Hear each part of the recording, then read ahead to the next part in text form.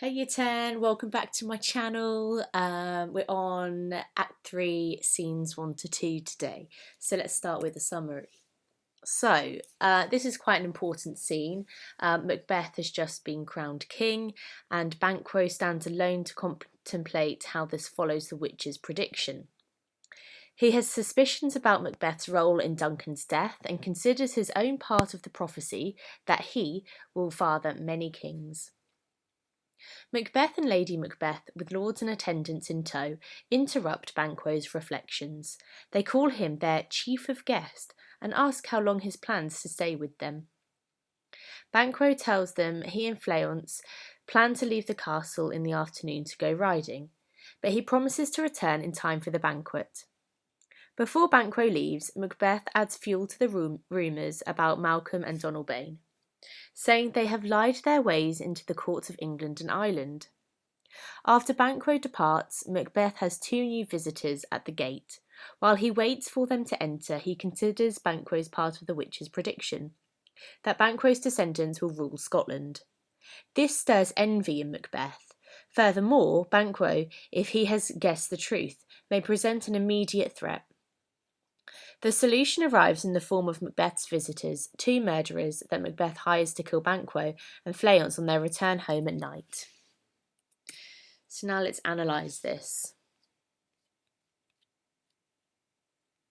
So even though Banquo suspects Macbeth may have had a hand in Duncan's murder, he is oddly unconcerned about his own safety. He freely tells Macbeth the details of his plan to go riding in the afternoon, including his son's plans to accompany him. Because he spends some time thinking about what the witches said about his role as the father of kings, perhaps he believes this gives him protection from harm, or perhaps he is simply reluctant to begin treating his friend Macbeth as an enemy. The prophecy about Banquo troubles Macbeth as well. He frets that the fates have given him a fruitless crown, because he has no heirs of his own.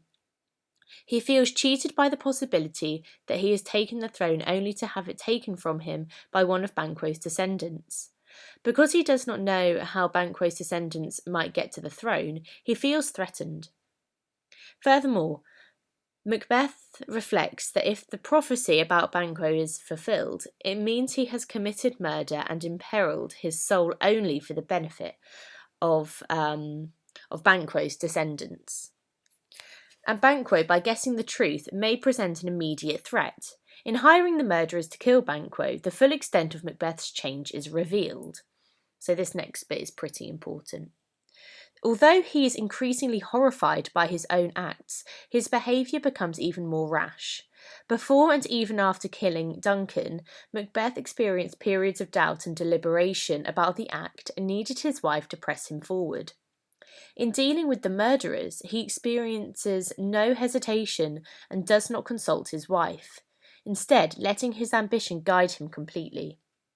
Although he is unwilling to do the killing himself, he seems comfortable with ordering the death of his friend now that he has the power to do so.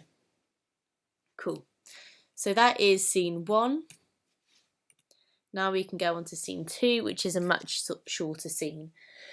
So in this scene, Lady Macbeth confirms that Banquo has left the court and encourages Macbeth to bury any guilt he still has about Duncan.